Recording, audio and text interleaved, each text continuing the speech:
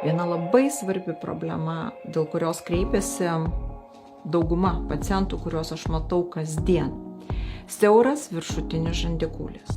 Daugelis pacientų turi tokį siaurą žandikaulį, kad čia telpa tik nykštis, tačiau jokių būdų negalim patalpinti viso liežuvio. Tai nebūtų galbūt problema, jeigu tai nesukeltų pacientui kažkokių tai simptomų. Labai dažnai žmonės turintys siaurą žandikaulį skundžiasi svaigimu galvos, migreninio pobūdžio skausmais, ausų ūžimu, zvimbimu, galvos svaigimu, vestibulinio aparato sutrikimais. Lydi juos taipogi kaklo skausmai. Taigi žmonės, kurie negali patalpinti liežuvio prie viršutinio žandikaulio, iš principo jau yra ateinanti su rimta diagnoze.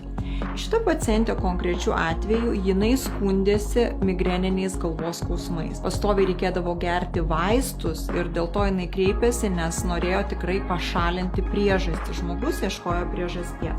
Mes turėjom labai siaurą viršutinį žandikaulį, jeigu atlikti matavimą tarp šeštų dantų 29,5 mm. Tai yra labai siauras žandikaulis, normoje turėtų būti 36 mm mažiausiai, kad žmogus neturėtų dantų kreivų, kad nebūtų kažkokių tai spūsčių, pasisukimų dantų, palinkimų, pasvirimų.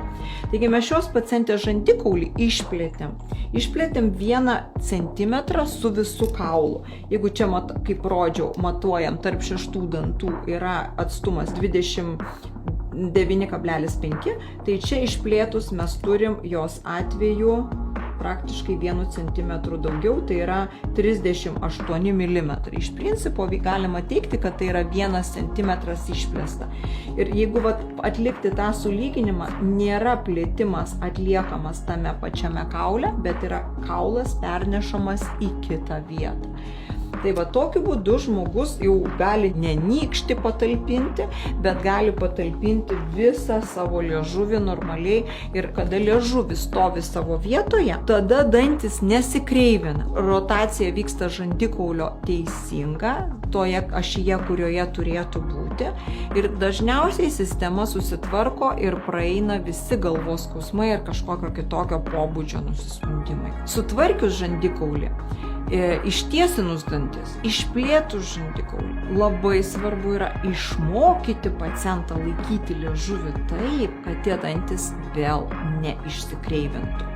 Iš principo galima sakyti, kad yra 3 pagrindiniai faktoriai, kurie lemia, kad ištiesinus dantis, išplėtus žandikaulį vėl nebūtų grįžtamojo to efekto, kad vėl neįvyktų recidyvas. Tai yra lūpos, taisyklinga lūpų padėtis, pirma. Antra, tai yra liežuvio taisyklinga padėtis ir dantų laikymas kontakte mažiausiai 6 valandas per parą.